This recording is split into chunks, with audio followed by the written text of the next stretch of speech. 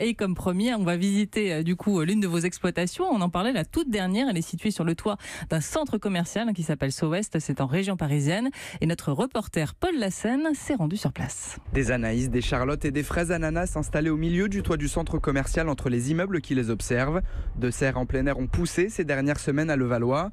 220 mètres carrés d'exploitation agricole en pleine ville, dans ces jardins verticaux où poussent aussi plantes aromatiques et tomates. Protégées par un simple filet pour empêcher le vent de s'engouffrer et générer un peu de chaleur, cette petite parcelle maraîchère est également intelligente et autogérée. Un fonctionnement que nous explique Caroline qui travaille pour Sous les Fraises. Nous avons un robot en fait qui est là pour gérer tout ce qui est irrigation en circuit fermé, c'est-à-dire qu'il n'y a aucune eau qui est inutilisée ou en tout cas qui est gâchée. Donc c'est vraiment un système qui se veut durable, autonome. Et vous espérez produire combien de kilos ? Environ 290 kilos de fraises pour une parcelle de 220 mètres carrés. C'est des très beaux chiffres et on a hâte de les goûter et de voir ce que ça va donner. Et ces 300 kilos de fraises produits d'ici à la fin de l'année seront redistribués en circuit court. SoWest va en effet vendre une partie de ses récoltes au sein même du centre commercial.